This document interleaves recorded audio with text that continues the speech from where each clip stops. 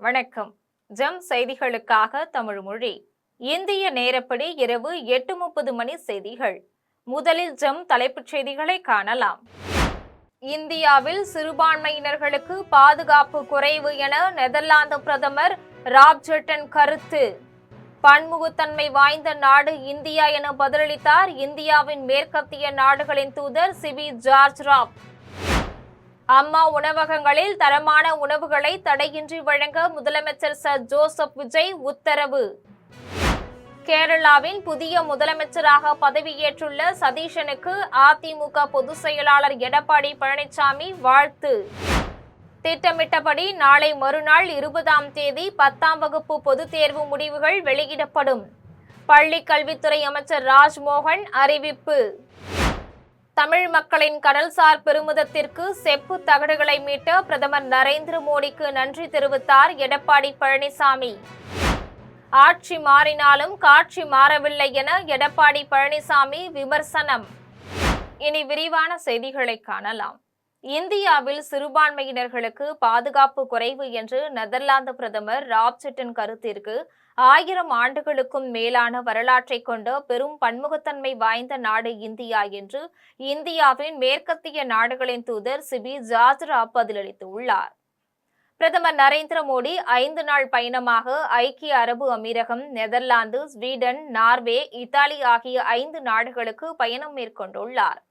பிரதமர் நரேந்திர மோடி அமீரக பயணத்தை முடித்துக் கொண்டு நெதர்லாந்து செல்வதற்கு முன்பு அவரது பயணம் குறித்து அந்த நாட்டின் பிரதமர் ராப் ஜெட்டன் பத்திரிகைகளுக்கு பேட்டியளித்தார்.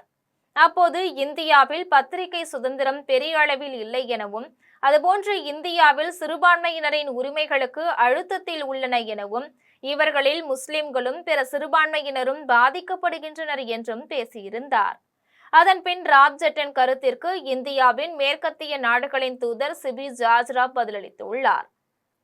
அப்போது நமது நாட்டின் சமூக மற்றும் ஜனநாயக அமைப்பு குறித்த அடிப்படை புரிதல் மற்றும் போதுமான தகவல்கள் இல்லாததாலேயே இத்தகைய விமர்சனங்கள் முன்வைக்கப்பட்டன எனவும், 140 கோடி மக்கள் தொகையுடைய 5000 ஆண்டுகளுக்கும் மேலான வரலாற்றை கொண்ட பெரும் பன்முகத்தன்மை வாய்ந்த நாடு இந்தியா என்றும், இந்து மதம், பௌத்தம், ஜைன மதம் மற்றும் சீக்கிய மதம் ஆகியவை இங்குதான் பிறந்தன என்றும், அனைத்து மதங்களும் பல நூற்றாண்டுகளாக செழித்து வளர்ந்து வருகின்றன என்றும் இந்தியாவின் மேற்கத்திய நாடுகளின் தூதர் சிபி ஜார்ஜ் ராப் பதிலளித்தார். மேலும் சமீபத்திய தேர்தல்களில் 90%த்திற்கும் அதிகமான வாக்காளர்களின் பங்கேற்பு இந்திய ஜனநாயகத்தின் வலிமைக்கு ஒரு சான்றாகும் என்று தெரிவித்துள்ளார். அம்மா உணவகங்களில் சுவையான மற்றும் தரமான உணவுகளை தங்குதடையின்றி வழங்க முதலமைச்சர் சர் ஜோசப் விஜய் உத்தரவிட்டுள்ளார். சென்னை மாநகராட்சி மூலம் 383 உணவகங்களும், மற்ற மாநகராட்சிகள், நகராட்சிகள் மூலம் 237 அம்மா உணவகங்கள் செயல்பட்டு வருகின்றன. இந்நிலையில் அம்மா உணவகங்களை மறுசீரமைக்கவும், பொருட்கள் கொள்முதல் செய்யவும், மாநகராட்சிகள், நகராட்சிகளின் பொது நிதியிலிருந்து செலவினங்களை மேற்கொள்ளவும் முதலமைச்சர் சர் ஜோசப் விஜய் உத்தரவு பிறப்பித்துள்ளார். கேரளாவின் புதிய முதலமைச்சராக பதவியேற்றுள்ள சதீஷனுக்கு அதிமுக பொதுச் செயலாளர் எடப்பாடி பழனிசாமி வாழ்த்து தெரிவித்துள்ளார். கேரளாவின் புதிய முதலமைச்சராக சதீஷன் இன்று பதவியேற்றுக் கொண்டார். அவருக்கு பல்வேறு தரப்பிலிருந்தும் வாழ்த்துகள் குவிந்து வருகின்றது. இந்த நிலையில் கேரளாவில் புதிய முதலமைச்சராக பொறுப்பேற்றுள்ள சதீஷனுக்கு அதிமுக பொதுச் செயலாளர் எடப்பாடி பழனிசாமி வாழ்த்து தெரிவித்துள்ளார். இது தொடர்பாக அவர் பதிவு ஒன்றை வெளியிட்டுள்ளார். அதில் ஐக்கிய ஜனநாயக முன்னணி கட்சிகளின் சார்பில் இன்று கேரளத்தின் புதிய முதலமைச்சராக பொறுப்பேற்றிருக்கக்கூடிய சதீஷனுக்கு எனது சார்பிலும், அனைத்திந்திய அண்ணா திராவிட முன்னேற்ற கழகத்தின் சார்பிலும் வாழ்த்துகளையும் பாராட்டுதல்களையும் தெரிவித்துக் கொள்கின்றேன் என்று எடப்பாடி பழனிசாமி பதிவிட்டுள்ளார். திட்டமிட்டபடி நாளை மறுநாள் 20ஆம் தேதி 10ஆம் வகுப்பு பொதுத் தேர்வு முடிவுகள் வெளியிடப்படும் என்று பள்ளிக்கல்வித்துறை அமைச்சர் ராஜ்மோகன் தெரிவித்துள்ளார். தமிழகத்தில் 10ஆம் வகுப்பு பொதுத் தேர்வு கடந்த மார்ச் மாதம் 11ஆம் தேதி தொடங்கி கடந்த 6ஆம் தேதி வரை நடைபெற்றது. இந்த தேர்வை 8,82,806 பள்ளி மாணவர்களும், 13,744 தனித் தேர்வர்களும் என மொத்தம் 9 லட்சம் பேர் எழுதினர். இதைத் தொடர்ந்து விடைத்தாள்கள் திருத்தும் பணி தமிழகம் முழுவதும் பல்வேறு மையங்களில் நடைபெற்றது. இப்பணிகள் சமீபத்தில் முடிவடைந்தன. இதைத் தொடர்ந்து மாணவ மாணவிகள் பெற்ற மதிப்பெண்கள் கணினியில் பதிவேற்றும் பணி தீவிரமாக நடைபெற்றது. 10ஆம் வகுப்பு பொதுத் தேர்வு முடிவுகள் 20ஆம் தேதி வெளியிடப்படும் என அறிவிக்கப்பட்டது. அதற்கான பணிகளை பள்ளிக்கல்வி தேர்வுத்துறை அதிகாரிகள் முழுவீச்சில் ஈடுபட்டு வந்தனர். இந்த நிலையில் திட்டமிட்டபடி நாளை மறுநாள் 20ஆம் தேதி 10ஆம் வகுப்பு பொதுத் தேர்வு முடிவுகள் வெளியிடப்படும் என்று பள்ளிக்கல்வித்துறை அமைச்சர் ராஜ்மோகன் அறிவித்துள்ளார். மாணவர்கள் தங்களது பதிவு எண் மற்றும் பிறந்த தேதி ஆகிய விவரங்களை குறிப்பிட்டு இணையதளங்கள் வாயிலாகவும் முடிவுகளை அறிந்து கொள்ளலாம் எனவும் தெரிவித்துள்ளார். மேலும் கோடை விடுமுறை முடிந்து திட்டமிட்டபடி ஜூன் 1ஆம் தேதி பள்ளிகள் திறக்கப்படும் என்றும் புதிய பாட புத்தகங்கள் தொடர்பாக ஜூன் 1 முதல் 3ஆம் தேதி வரை ஆசிரியர்களுக்கு பயிற்சி நடைபெறும் என்றும் தெரிவித்தார். முன்னதாக 1ஆம் வகுப்பு முதல் 3ஆம் வகுப்பு வரையிலான புதிய பாட புத்தகங்களை அமைச்சர் ராஜ்மோகன் வெளியிட்டார். தமிழ் மக்களின் கடல்சார் பெருமிதத்திற்கு செப்பு தகடுகளை மீட்ட பிரதமர் நரேந்திர மோடிக்கு அதிமுக பொதுச் செயலாளர் எடப்பாடி பழனிசாமி நன்றி தெரிவித்துள்ளார். அதிமுக பொதுச் செயலாளர் எடப்பாடி பழனிசாமி தனது எக்ஸ் தளத்தில் பதிவு ஒன்றை பதிவிட்டுள்ளார். அதில் வரலாற்று சிறப்புமிக்க லைடன் செப்பு தகடுகளை நமது தாய்நாட்டிற்கு வெற்றிகரமாக மீட்டு கொண்டு வருவதற்காக பிரதமர் நரேந்திர மோடிக்கும் இந்திய அரசிற்கும் எனது மனமார்ந்த நன்றியை தெரிவித்துக் கொள்கின்றேன் என்று எடப்பாடி பழனிசாமி பதிவிட்டுள்ளார். மேலும் விலை மதிப்பெற்ற சோழர் கால கல்வெட்டுகள் தமிழ் நாகரிகத்தின் பொறுமைமிக்க சின்னமாக விளங்குகின்றது எனவும் மாபெரும் ராஜராஜ சோழன் மற்றும் ராஜேந்திர சோழனின் நிர்வாக மேன்மைக்கும் தமிழ் மக்களின் கடல்சார் பெருமிதத்திற்கும் செப்பு தகடுகள் உரியவை எனவும் அவை திரும்ப ஒப்படைக்கப்பட்ட இந்த தருணம் ஒவ்வொரு தமிழருக்கும் ஒவ்வொரு இந்தியருக்கும் அளவற்ற பெருமிதமளிக்கும் தருணமாகும் என்றும் எடப்பாடி பழனிசாமி தெரிவித்துள்ளார். ஆட்சி மாறினாலும் காட்சி மாறவில்லை என்று அதிமுக பொதுச் செயலாளர் எடப்பாடி பழனிசாமி விமர்சித்துள்ளார். அதிமுக பொதுச் செயலாளர் எடப்பாடி பழனிசாமி தனது எக்ஸ் தளத்தில் பதிவு ஒன்றை பதிவிட்டுள்ளார். அதில் சென்னை முடிச்சூர் வரதராஜபுரத்தை சேர்ந்த பரத் மற்றும் சீனு என்ற கானா பாடகர்கள் துக்க நிகழ்ச்சி ஒன்றில் கலந்து கொண்டு விட்டு கடப்பையில் நண்பர் வீட்டில் தங்கியிருந்த போது இருசக்கர வாகனத்தில் வந்த 6 பேர் கொண்ட கும்பல் இருவரையும் கொடூர ஆயுதங்களால் குத்தி படுகொலை செய்துவிட்டு தப்பி ஓடியுள்ளனர் என்றும் ஆட்சி மாறினாலும் காட்சிகள் மாறவில்லை என்பது போல இந்த காவல்துறை தற்போது சரியான நேப்பன் இல்லாமல் தரிகெட்டு ஓடுகிறதோ என்ற சந்தேகம் மக்கள் மனதில் எழுந்துள்ளது என்றும் தமிழகத்தை ஆளும் பொய்க்கால் குதிரை அரசு 2 இளைஞர்களை வெட்டி கொன்றுள்ள போதை ஆசாமிகளை உடனடியாக கண்டுபிடித்து சட்டம் ஒழுங்கை காக்க வேண்டும் என எடப்பாடி பழனிசாமி வலியுறுத்தியுள்ளார். எம்ஜிஆர் ஜெயலலிதாவுடன் பணியாற்றிய எனக்கு தற்போது கட்சியில் நடக்கும் நிகழ்வுகள் மிகுந்த வேதனை அளிக்கின்றது என்று, எனவே மன நிம்மதிக்காக தற்போது கட்சியிலிருந்து விலகுகின்றேன் என்று சேலத்தில் முன்னாள் அமைச்சர் செம்மலை தெரிவித்தார். சேலத்தில் அதிமுக முன்னாள் அமைச்சர் செம்மலை தனது இல்லத்தில் செய்தியாளர்களை சந்தித்து பேசினார். அப்போது அதிமுகவிலிருந்து விலகுவதாக தெரிவித்தார். மேலும் அதிமுகவிற்கு குந்தகம் விளைவிப்பவர்கள் கட்சியில் இருக்கக்கூடாது எனவும் கட்சியின் நலன் கருதி செயல்பட வேண்டும் எனவும் வேறு எந்த இயக்கத்திலும் இணையும் எண்ணம் இல்லை எனவும் செம்மலை தெரிவித்தார். மேலும் திமுக கூட்டணியில் இருந்த கட்சிகள் தாவேகவிற்கு ஆதரவு அளித்துள்ளார்கள், அதற்கு காரணமும் சொல்கிறார்கள் எனவும் தாவேகவிற்கு ஆதரவு தருவதற்கு முன்பே பொதுச் செயலாளருடன் இணைந்து பேசி முடிவெடுத்திருக்கலாம் என்றும் கட்சியின் தோல்விக்கு அதிமுக பொதுச் செயலாளர் எடப்பாடி பழனிசாமியை குற்றம் சாட்டுவதை ஏற்க மாட்டேன் எனவும் ஜெயலலிதா மறைவிற்கு பிறகு எடப்பாடி பழனிசாமி 4.5 ஆண்டு காலம் மிக சிறப்பாக ஆட்சி புரிந்தார் எனவும் அவரை யாரும் குறை சொல்ல முடியாது எனவும் சட்டமன்ற தேர்தலில் எடப்பாடி பழனிசாமி கடுமையாக உழைத்தார், அனைவரும் எடப்பாடி பழனிசாமிக்கு ஒத்துழைப்பு கொடுத்து கட்சியை வளர்க்க வேண்டும் எனவும் செம்மலை தெரிவித்தார். மேலும் அரசியலில் நிரந்தர எதிரியும் இல்லை, நண்பனும் இல்லை. திமுகவிற்கு எதிராக துவக்கப்பட்ட கட்சியாக இருந்தாலும் அதிமுக திமுகவுடன் கூட்டணி வைத்து ஆட்சி அமைத்தால் தவறில்லை எனவும் தமிழக வெற்றி கழகத்திற்கு எதிராக களம் கண்ட திமுகவின் கூட்டணி கட்சிகள் தற்போது தாவேக ஆட்சி அமைக்க ஆதரவு தெரிவித்துள்ளார்கள் என்றும் தமிழக வெற்றி கழகம் ஆட்சி அமைப்பதற்கு தேவையான பெரும்பான்மை இருந்தாலும் தற்போது ஆதரவு அளித்தவர்கள் பிறகு ஆதரவை விலக்கிக் கொள்ளலாம் என்பதற்காக கூடுதலாக சட்டமன்ற உறுப்பினர்களின் ஆதரவை பெறுவதில் தவறில்லை எனவும் தெரிவித்த அவர், எம்ஜிஆர் ஜெயலலிதாவுடன் பணியாற்றிய எனக்கு தற்போது கட்சியில் நடக்கும் நிகழ்வுகள் மிகுந்த வேதனை அளிக்கின்றது. எனவே மன நிம்மதிக்காக தற்போது கட்சியிலிருந்து விலகுகிறேன் என்று முன்னாள் அமைச்சர் செம்மலை தெரிவித்தார்.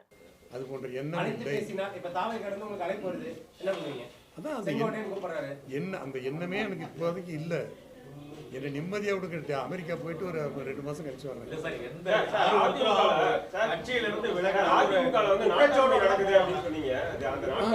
குற்றச்சாட்டோடு போகவில்லை. நான் இப்பொழுது கட்சியிலிருந்தும் பொறுப்பிலிருந்தும் விலகுவதற்கு யார் மீதும் குற்றச்சாட்டு சாட்ட மாட்டேன், குறையும் சொல்ல மாட்டேன். எனக்கு அதாவது நடந்த சம்பவங்கள் முதலமைச்சர் விஜய் எதை எடுத்தாலும் சிறப்பாக செய்வார், அதேபோல் ஆட்சியும் இருக்கும் என நம்புகின்றேன் என்று செக்கானூர் அணையில் நடிகர் சிவகார்த்திகேயன் தெரிவித்தார். மதுரை மாவட்டம் திருமங்கலம் அடுத்த செக்கானூர் அணையில் ராஜ்கமல் பிலிம்ஸ் தயாரிப்பில் டைரக்டர் சிவகுமார் முருகேசன் இயக்கத்தில் நடிகர் சிவகார்த்திகேயன் நடிக்கும் திரைப்படத்திற்கான பூஜை நடைபெற்றது. பூஜையில் நடிகரும் மக்கள் நீதி மய்யம் கட்சித் தலைவர் கமல்ஹாசன் உட்பட பலர் கலந்து கொண்டனர். பூஜைக்கு பிறகு நடிகர் சிவகார்த்திகேயன் செய்தியாளர்களை சந்தித்து பேசினார். அப்போது அவரிடம் பேயொன்று திரைப்படம் எப்படி வரும் என்று கேள்வி எழுப்பியதற்கு, படம் சிறப்பாக தொடங்கியுள்ளது, படத்தின் உழைப்பிற்கு வெகுமதியை அளிக்க மக்கள் தயாராகிவிட்டனர் என்று தெரிவித்தார். மேலும் முதலமைச்சர் விஜய் எதை எடுத்தாலும் சிறப்பாக செய்வார், அதே போல ஆட்சியும் இருக்கும் என நம்புகின்றேன் என்று நடிகர் சிவகார்த்திகேயன் தெரிவித்தார். எங்களுடைய துறையிலிருந்து ஒரு முதல்வர், அது ரொம்ப ரொம்ப மகிழ்ச்சி. நான் முதல் நாள் அவர் ஜெயிச்சோன்னே, விஜய் சார் ஜெயிச்சோன்னே ஃபோன் பண்ணி பேசினேன். பட் அதே அமைதி, அப்படியே தான் சொல்லுப்பா நல்லா இருக்கீங்களா அப்படின்னு கேட்டு வாழ்த்துக்களை வாங்கிட்டாங்க. அவர் எதை எடுத்தாலும் சிறப்பாக செய்வார், இதுவும் அப்படி தான் இருக்கும்னு நான் நம்புறேன். நன்றிங்க. நன்றி. பொன்னேரி பத்திரப்பதிவு அலுவலகத்தில் லஞ்சம் கேட்கும் சார்பதிவாளர் மீது நடவடிக்கை எடுக்க வேண்டும் என வலியுறுத்தி வழக்கறிஞர்கள் ஆர்ப்பாட்டத்தில் ஈடுபட்டனர். திருவள்ளூர் மாவட்டம் பொன்னேரி சார்பதிவாளர் அலுவலகத்தில் பத்திரப்பதிவு, சொத்து பரிமாற்றம், திருமண பதிவு ஆகியவற்றிற்கான செல்லும் பொதுமக்களிடம் சார்பதிவாளர் வீரகுமார் இடைத்தரகர்கள் மூலம் கையூட்டு கேட்டு நெருக்கடி கொடுத்து வருவதாகவும், கையூட்டு தர மறுக்கும் நபர்களின் ஆவணத்தை பதிவு செய்யாமல் அதிகாரிகள் திட்டமிட்டு ஏதேனும் காரணங்களை சொல்லி திருப்பி அனுப்பிவிடுவதாகவும் குற்றச்சாட்டு எழுந்துள்ளது. இந்த நிலையில் கையூட்டு குற்றச்சாட்டுக்கு ஆளான சார்பதிவாளர் வீரகுமார் மீது தமிழக அரசு நடவடிக்கை எடுக்க வேண்டும் என வலியுறுத்தி வழக்கறிஞர்கள் சங்க தலைவர் ராஜா தலைமையில் வழக்கறிஞர்கள் சார்பதிவாளர் அலுவலகத்தை முற்றுகையிட்டு கண்டன ஆர்ப்பாட்டத்தில் ஈடுபட்டனர். அப்போது திராவிட கட்சிகளின் அரசியல் கையூட்டு கலாச்சாரம் பரவிவிட்டதாக தனது தேர்தல் பரப்புரையின் போது மட்டும் குற்றம் சாட்டிய தாவேக தலைவர் விஜய் தற்போது முதலமைச்சராகிவிட்ட நிலையிலும் அரசு அலுவலகங்களில் கையூட்டு தலைவிரித்து ஆடுவதை தடுத்து நிறுத்த வேண்டும் என வழக்கறிஞர்கள் வலியுறுத்தினர். அதன் பின்னர் வழக்கறிஞர்கள் சார் ஆட்சியரிடம் முறையிட்டனர். அதுபோல இவர் விசாரணை செய்து லஞ்சம் வாங்கிட்டு இருக்காரு, இப்ப கூட லஞ்சம் வாங்கிட்டு இருக்காரு. தொடர்ந்து லஞ்சம் விசாரணை செய்து உடனடியாக இவர் மாற்றுங்க. ஏன்னா இந்த பொன்னேரி தொகுதி மக்கள் எங்களுக்கு முக்கியம். மக்கள் பாதிக்கப்படுறாங்க. இந்த மக்கள் பாதிக்கப்படக்கூடாது தான் இன்னைக்கு நாங்கள் ஒரு போராட்டம் பண்ணியிருக்கோம். உடனடியாக இந்த தமிழக அரசு இந்த இடத்துல உடனடியாக மாற்றலாம் மட்டும் இந்த மக்களுக்கு ஒரு தீர்வு காணப்படும். விழுப்புரத்தில் பட்டப்பகலில் நடந்து சென்ற பெண்ணிடம் 6 சவரன் தங்கத்தாலியை பறித்து சென்ற இளைஞர்களை காவல்துறையினர் தேடி வருகின்றனர். விழுப்புரம் கீழ்பெரும்பாக்கம் பகுதியை சேர்ந்த முன்னாள் நகர்மன்ற உறுப்பினர் பிரபுவின் மனைவி மஞ்சுளா புதுச்சேரியில் உள்ள தனது மகளின் வீட்டிற்கு சென்றுவிட்டு மீண்டும் இன்று காலை வீடு திரும்பினார். அப்போது கீழ்பெரும்பாக்கம் ரயில்வே குடியிருப்பு பகுதியில் நடந்து சென்ற போது 2 சக்கர வாகனத்தில் வந்த 2 இளைஞர்கள் மஞ்சுளாவின் கழுத்தில் அணிந்திருந்த 6 சவரன் தங்கத்தாலியை அறுத்து கொண்டு அவரை காலால் எட்டி உதைத்து தள்ளிவிட்டு தப்பித்து சென்று விட்டனர். இதனால் பாதிக்கப்பட்ட மஞ்சுளா அருகிலுள்ள நகர காவல் நிலையத்தில் புகார் அளித்தார். புகாரின் பேரில் சம்பவ இடத்திற்கு விரைந்து வந்த காவல்துறையினர் வழிப்பறியில் ஈடுபட்ட இளைஞர்கள் குறித்து விசாரணை செய்து வருகின்றனர். பட்டப்பகலில் பெண்ணின் கழுத்தில் அணிந்திருந்த தங்கத்தாலியை இளைஞர்கள் வழிப்பறி செய்த சம்பவம் விழுப்புரத்தில் பரபரப்பை ஏற்படுத்தியது. திருப்பத்தூர் மாவட்ட ஆட்சியர் அலுவலகத்தில் நடைபெற்ற மக்கள் குறைதீர்வு நாள் கூட்டத்தில் செவ்வாத்தூரில் பயணிகள் நிழற்கூடம் அமைக்க வேண்டும் என கோரிக்கை மனு அளித்தனர்.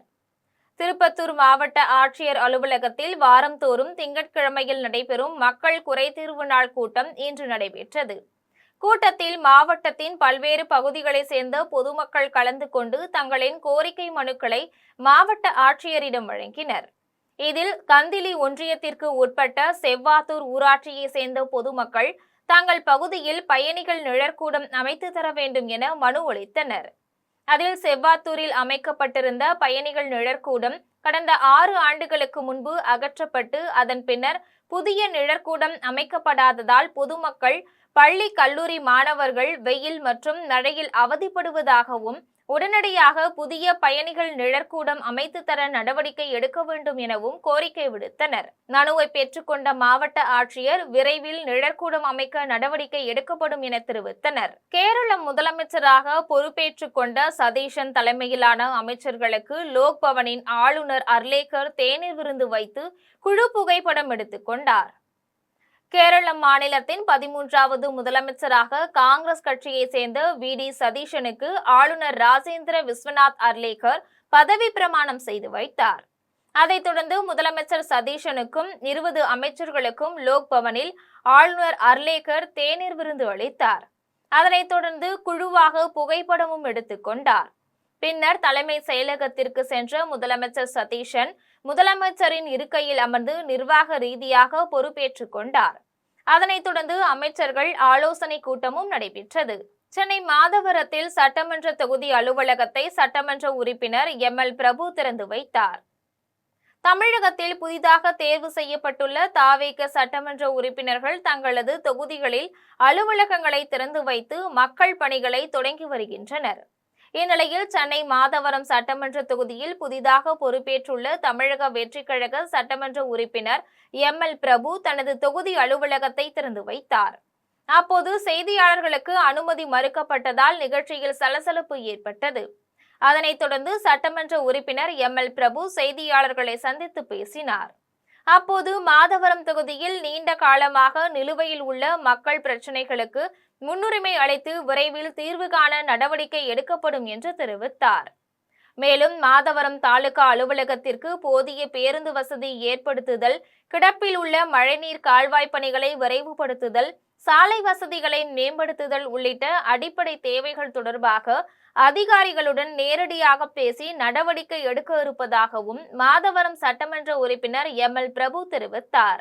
நெய்வேலி சட்டமன்ற தொகுதியில் போட்டியிட்டு வெற்றி பெற்ற சொரத்தூர் ராஜேந்திரனை முன்னாள் முதலமைச்சர் எடப்பாடி பழனிசாமி தெற்கு மாவட்ட செயலாளராக அறிவித்ததை அடுத்து சொரத்தூர் ராஜேந்திரன் அண்ணா சிலை, அம்பேத்கர் சிலை, எம்ஜிஆர் சிலை மற்றும் ஜெயலலிதா திருவுருவப் படத்திற்கு மாலை அணிவித்து மரியாதை செய்தார்.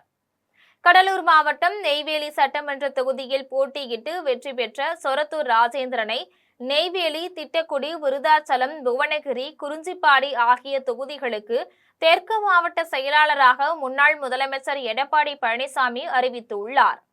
அதனைத் தொடர்ந்து சொரத்தூர் ராஜேந்திரன் கட்சியின் நிர்வாகிகளுடன் சென்று அண்ணா சிலை, அம்பேத்கர் சிலை, எம்ஜிஆர் சிலை மற்றும் ஜெயலலிதா திருவுருவப் படத்திற்கு மாலை அணிவித்து மரியாதை செய்தார். அப்போது கட்சி நிர்வாகிகளுக்கு பல்வேறு கருத்துக்களை வழங்கினார். நிகழ்ச்சியில் அதிமுக நிர்வாகிகள் ஆர்.டி.ஆர். ரமேஷ், நகராட்சி மன்ற உறுப்பினர் வழக்கறிஞர் எல். அருண், முன்னாள் நிலவள வங்கி தலைவர் ரவிச்சந்திரன், கமாபுரம் ஒன்றிய செயலாளர் மரதி முனுசாமி, கீரப்பாளையம் ஒன்றிய செயலாளர் விநாயகம், நல்லூர் ஒன்றிய செயலாளர் பச்சமுத்து, அதாண்டா கொள்ளை அரங்கநாதன், கொம்பாடிக்குப்பம் வேலாயுதம், கம்மாபுரம் ஆறுமுகம், கடலூர் ஒன்றிய செயலாளர் ராம பழனிசாமி, முன்னாள் மாவட்ட கவுன்சிலர் தேவநாதன், முன்னாள் நகரமன்ற உறுப்பினர் ஈஸ்டர் ராஜ் உட்பட பலர் கலந்து கொண்டனர். திருச்சியில் பாபு ரோடு பகுதியில் குடியிருப்புகளுக்கு மத்தியில் உள்ள டாஸ்மாக் கடையை அகற்ற வேண்டும் என வலியுறுத்தி பொதுமக்கள் மதுக்கடைக்கு பூட்டு போட்டு போராட்டத்தில் ஈடுபட்டனர்.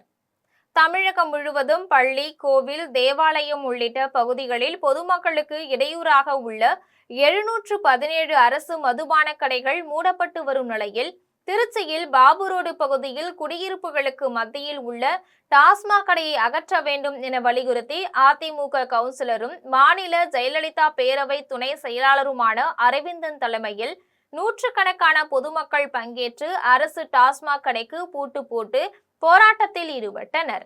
இதுகுறித்து தகவல் அறிந்து வந்த காவல்துறையினர் கவுன்சிலர் அரவிந்தன் மற்றும் பொதுமக்களிடையே பேச்சுவார்த்தை நடத்தினர். இது தொடர்பாக கவுன்சிலர் அரவிந்தன் தெரிவிக்கையில், தாம்பரத்தில் தேவாலயம், பெண்கள் விடுதி, பேருந்து நிலையம் பகுதிகளில் உள்ள 3 டாஸ்மாக் கடைகளை அகற்ற நடவடிக்கை எடுக்கப்படும் என்று தாம்பரம் சட்டமன்ற உறுப்பினர் சரத்குமார் தெரிவித்தார். சிட்லப்பாக்கம் வட்டார வளர்ச்சி அலுவலக வளாகத்தில் உள்ள சட்டமன்ற உறுப்பினர் அலுவலகத்தை திறந்து வைத்த பின்னர் தாம்பரம் சட்டமன்ற உறுப்பினர் சரத்குமார் செய்தியாளர்களை சந்தித்து பேசினார். அப்போது தாம்பரம் சட்டமன்ற உறுப்பினர் அலுவலகத்தில் காலை 9 மணி முதல் மாலை 5 மணி வரை பொதுமக்கள் தங்கள் கோரிக்கை மனுக்களை அளிக்கலாம் எனவும் பொதுமக்களின் கோரிக்கைகள் மீது உடனடி நடவடிக்கை எடுக்கப்படும் எனவும் தெரிவித்தார். மேலும் முதலமைச்சர் சர் ஜோசப் விஜய் தமிழகம் முழுவதும் பள்ளி, கோவில், தேவாலயம் உள்ளிட்ட பகுதிகளில் உள்ள 717 டாஸ்மாக் கடைகளை மூட உத்தரவிட்டு உள்ளதின்படி அரசு மதுபான கடைகள் மூடப்பட்டு வருகிறது எனவும் அதன்படி பொதுமக்களின் கோரிக்கையை ஏற்று தாம்பரத்தில் பெண்கள் விடுதி அருகில் உள்ள டாஸ்மாக் கடை மற்றும் பேருந்து நிலையம், தேவாலயம் அருகே உள்ள டாஸ்மாக் கடைகள் என 3 கடைகளை மூடுவதற்கு நடவடிக்கை எடுக்கப்பட்டுள்ளது என்றும் சட்டமன்ற உறுப்பினர் சரத்குமார் தெரிவித்தார். போன கவர்மெண்ட் மக்களுக்கு நிறைய நல்லது செய்வோம்னு சொல்லிட்டு ஆட்சிக்கு எதுவுமே செய்யல. அதாவது அடிப்படை வசதிகள் முதல்ல எதுவும் சரியா செஞ்சு தரல. சாலை வசதியா இருக்கட்டும், மூடப்பட்ட வடிகால் கால்வாய் வசதியாக இருக்கட்டும், டிரைனேஜ் நகராட்சியா இருக்கும் போதே வந்த டிரைனேஜ் மாநகராட்சியா ஆகி இப்போ வரைக்கும் அந்த டிரைனேஜ் சரி செஞ்சு தரப்படல. மெயினா மக்கள் கேட்கறதே குடிக்கிறதுக்கும் குளிக்கிறதுக்குமான தண்ணீர், அந்த தண்ணீர் வசதிகளும் சரியான முறையில இல்லை. ஸோ அதெல்லாம் நாங்கள் மாநகராட்சி கமிஷனர் கிட்ட பேசி அதற்கான விஷயங்கள்லாம் நாங்கள் நடவடிக்கை எடுக்க சொல்லி உடனடியாக பண்ண சொல்லியிருக்கேன். பெரம்பலூர் மாவட்ட அரசு மாதிரி பள்ளியில் 9ஆம் வகுப்பு மாணவர்களுக்கு சேர்க்கை நடத்த நடவடிக்கை எடுக்க வேண்டும் என வலியுறுத்தி பெற்றோர்கள் மாவட்ட ஆட்சியரிடம் கோரிக்கை மனு அளித்தனர். தமிழக அரசு மாதிரி பள்ளியில் பயிலும் மாணவர்கள் நீட், JEE போன்ற போட்டித் தேர்வுகளில் எளிதில் வெற்றி பெறும் வகையில் சிறப்பு பயிற்சிகளும் வழங்கப்பட்டு வருகின்றது. இவ்வாறு அரசு மாதிரி பள்ளியில் பயின்ற மாணவர்கள் பல்வேறு உயர்கல்வி வாய்ப்புகளை பெற்றுள்ளனர். அந்த வகையில் பெரம்பலூர் மாவட்டத்தில் 11 மற்றும் 12ஆம் வகுப்புகளுக்கு மட்டுமே சேர்க்கை நடத்த அரசு அனுமதி வழங்கியுள்ளது. ஒவ்வொரு மாவட்டத்திலும் இந்த சேர்க்கை மாறுபடுகிறது. ஆனால் பெரம்பலூர் மாவட்ட அரசு மாதிரி பள்ளியில் 11, 12ஆம் வகுப்பு மாணவர்களுக்கு மட்டுமே சேர்க்கை நடைபெறுவதாகவும் 9 மற்றும் 10ஆம் வகுப்பு மாணவர்களுக்கும் சேர்க்கை நடத்த தமிழக அரசிடம் அனுமதி பெறுவதற்கு உரிய நடவடிக்கை எடுக்க வேண்டும் என பெற்றோர்கள் மற்றும் மாணவர்கள் இன்று பெரம்பலூர் மாவட்ட ஆட்சியர் அலுவலகத்தில் கோரிக்கை மனு அளித்தனர். அதில் ஏழை எளிய கிராமப்புற மாணவர்கள் சிறந்த கல்வி பெறுவதற்கு இந்த கல்வியாண்டிலேயே மற்ற மாவட்டங்களைப் போல 9ஆம் வகுப்பு முதல் சேர்க்கை நடத்த வேண்டும் என்றும் கோரிக்கை விடுத்துள்ளனர். தாவேக தலைவர் சர் ஜோசப் விஜய் தமிழ்நாடு முதலமைச்சரானதையொட்டி சோழவந்தான் சட்டமன்ற உறுப்பினர் MV கருப்பையா கிணற்றில் ஜலப்பிரதட்சணம் செய்தார். சட்டமன்ற தேர்தலுக்கு முன்பாக சோழவந்தான் தொகுதியில் தான் வெற்றி பெற வேண்டியும் தமிழ்நாடு முதலமைச்சராக சர் ஜோசப் விஜய் வெற்றி பெற வேண்டியும் சோழவந்தானில் அமைந்துள்ள ஸ்ரீ ஜனகை மாரியம்மனிடம் சட்டமன்ற உறுப்பினர் கருப்பையா வேண்டிக் கொண்டார். இந்நிலையில் தாவேக தலைவர் சர் ஜோசப் விஜய் முதலமைச்சரானதை தொடர்ந்து சோழவந்தான் தொகுதி சட்டமன்ற உறுப்பினர் MV கருப்பையா ஸ்ரீ ஜனகை மாரியம்மன் கோவிலில் வேண்டுதலை நிறைவேற்றினார். அதனைத் தொடர்ந்து ஆலங்கொட்டாரம் பகுதியில் உள்ள கிணற்றில் ஜலப்பிரதட்சணம் செய்தார். அப்போது விரைவில் தனக்கு வாக்களித்து வெற்றி பெற செய்த சோழவந்தான் சட்டமன்ற தொகுதி பொதுமக்களை சந்தித்து நன்றி தெரிவிக்க இருப்பதாகவும் தமிழ்நாடு அரசு அனைத்து திட்டங்களையும் விரைவில் செயல்படுத்த இருப்பதாகவும் சட்டமன்ற உறுப்பினர் SV கருப்பையா தெரிவித்தார். நிகழ்ச்சியில் தாவேக நிர்வாகிகள், தொண்டர்கள் உட்பட பலர் கலந்து கொண்டனர். சிவகாசி அருகே குட்டையில் குளிக்க சென்ற 2 பள்ளி மாணவர்கள் நீரில் மூழ்கி உயிரிழந்த சம்பவம் பெரும் சோகத்தை ஏற்படுத்தியுள்ளது. சிவகாசி அடுத்த நாரணாபுரத்தை சேர்ந்த கார்த்திக் குமாரின் மகன் கவின்குமாரும் கார்த்திக் குமாரின் சித்தப்பா மகனான சவுந்தரபாண்டியனின் மகன் தருணும் அப்பகுதியில் உள்ள பள்ளியில் படித்து வந்தனர். தற்போது கோடை விடுமுறை என்பதால் 2 மாணவர்களும் ஊருக்கு அருகிலுள்ள குட்டையில் குளிக்க சென்றனர். நீண்ட நேரமாகியும் பிள்ளைகள் வீடு திரும்பாததால் பெற்றோர் குட்டைக்கு சென்று பார்த்தபோது 2 மாணவர்களும் நீரில் மூழ்கியது தெரிய வந்தது. இதையடுத்து அங்கிருந்த இளைஞர்கள் நீரில் மூழ்கிய 2 மாணவர்களையும் மீட்டு சிவகாசி அரசு மருத்துவமனைக்கு கொண்டு சென்றனர். அங்கு இருவரையும் பரிசோதித்த மருத்துவர்கள் ஏற்கனவே உயிரிழந்து விட்டதாக தெரிவித்தனர். உயிரிழந்த 2 மாணவர்களின் உடலை கண்டு உறவினர்கள் கதறி எழுத காட்சி காண்போரை கண்கலங்க செய்தது. இந்த சம்பவம் குறித்து சிவகாசி கிழக்கு காவல் நிலைய காவல்துறையினர் வழக்கு பதிவு செய்து விசாரணை நடத்தினர்.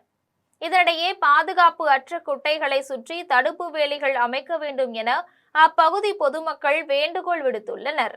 மீண்டும் தலைப்புச் செய்திகள். இந்தியாவில் சிறுபான்மையினர்களுக்கு பாதுகாப்பு குறைவு என நெதர்லாந்து பிரதமர் ராப் ஜெட்டன் கருத்து. பன்முகத்தன்மை வாய்ந்த நாடு இந்தியா என பதிலளித்தார் இந்தியாவின் மேற்கத்திய நாடுகளின் தூதர் சிபி ஜார்ஜ் ராப். அம்மா உணவகங்களில் தரமான உணவுகளை தடையின்றி வழங்க முதலமைச்சர் சர் ஜோசப் விஜய் உத்தரவு. கேரளாவின் புதிய முதலமைச்சராக பதவியேற்றுள்ள சதீஷனுக்கு அதிமுக பொதுச் செயலாளர் எடப்பாடி பழனிசாமி வாழ்த்து. திட்டமிட்டபடி நாளை மறுநாள் 20ஆம் தேதி 10ஆம் வகுப்பு பொதுத் தேர்வு முடிவுகள் வெளியிடப்படும். பள்ளி கல்வித்துறை அமைச்சர் ராஜ்மோகன் அறிவிப்பு. தமிழ் மக்களின் கடல்சார் பெருமிதத்திற்கு செப்பு தகடுகளை மீட்ட பிரதமர் நரேந்திர மோடிக்கு நன்றி தெரிவித்தார் எடப்பாடி பழனிசாமி. ஆட்சி மாறினாலும் காட்சி மாறவில்லை என எடப்பாடி பழனிசாமி விமர்சனம். இத்துடன் ஜெம் செய்திகள் நிறைவடைகின்றன. மீண்டும் ஜெம் செய்திகள் நள்ளிரவு 12 மணிக்கு. உடனுக்குடன் செய்திகளை காண ஜெம் live.tv என்ற இணையதளத்தில் இணைந்திருங்கள். நன்றி, வணக்கம்.